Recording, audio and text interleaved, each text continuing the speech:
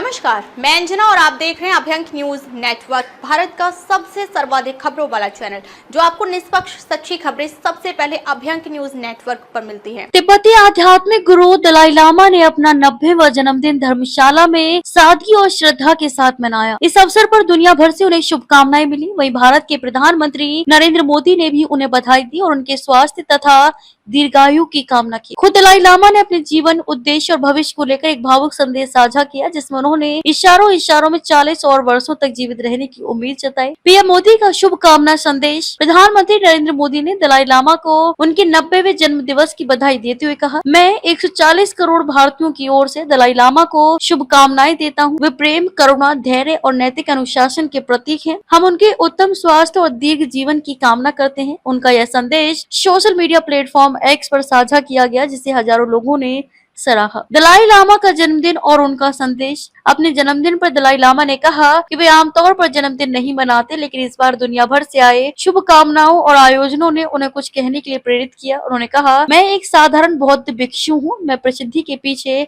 नहीं भागता, लेकिन इस दिन जब आप सभी ने इतना स्नेह दिखाया तो मैं भी अपनी भावनाएं साझा करना चाहता हूँ। उन्होंने जोर दिया कि प्रसिद्धि और उपलब्धियां अच्छी बातें हैं, लेकिन उससे कहीं अधिक महत्वपूर्ण है मानसिक शांति और करुणा। उन्होंने कहा कि वे जीवन भर मानवीय मूल्यों और धार्मिक सद्भावना के प्रचार प्रसार के लिए काम करते रहेंगे। आशा और 40 साल का जीवन। दलाई लामा ने अपने संदेश में हल्के फुल्के अंदाज में ये भी कहा कि उन्हें उम्मीद है कि वे अगले 40 वर्षों तक और जीवित रह सकते हैं। यह बात उन्होंने मुस्कुराते हुए कही, लेकिन उनका ये कथन उनके अनुयायियों और समर्थकों के लिए आशा और उत्साह का प्रतीक बन गया। पुनर्जन्म और चीन का विरोध। 2 जुलाई को दलाई लामा ने पुनर्जन्म को लेकर भी अहम बयान दिया था। उन्होंने स्पष्ट किया कि उनके पुनर्जन्म की घोषणा करने का अधिकार गार्डन फोरडंग ट्रस्ट के पास रहेगा। यह वही संस्था है जो उनके आध्यात्मिक उत्तराधिकारी के चयन से जुड़ी है। हालांकि चीन ने इस पर आपत्ति जताई है और पुनर्जन्म की प्रक्रिया को लेकर राजनीतिक टिप्पणी भी की है। दलाई लामा ने इस मसले पर सीधे कुछ नहीं कहा, लेकिन उनका ये रुख उनके आत्मनिर्भर निर्णय की ओर इशारा करता है। उन्होंने बार बार दोहराया है कि बौद्ध परंपराएं राजनीति से ऊपर हैं और उनका मकसद शांति, शिक्षा और करुणा का प्रसार करना है। निष्कर्ष, 90 वर्ष की उम्र में भी दलाई लामा की ऊर्जा, विनम्रता और स्पष्ट सोच प्रेरणादायक है। उनका ये जन्मदिन न केवल उनकी लंबी और अर्थपूर्ण यात्रा का उत्सव है, बल्कि मानवता के प्रति उनके अटूट समर्पण का भी प्रतीक है। उनके शब्दों में गहराई है, जो हमें बार बार ये याद दिलाते हैं कि असली सफलता शांति, सेवा और संयम में है।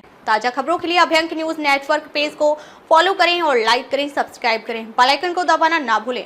अगर आप हमें फेसबुक, ट्विटर, इंस्टा के माध्यम से देख रहे हैं तो फॉलो, कमेंट करना ना भूलें।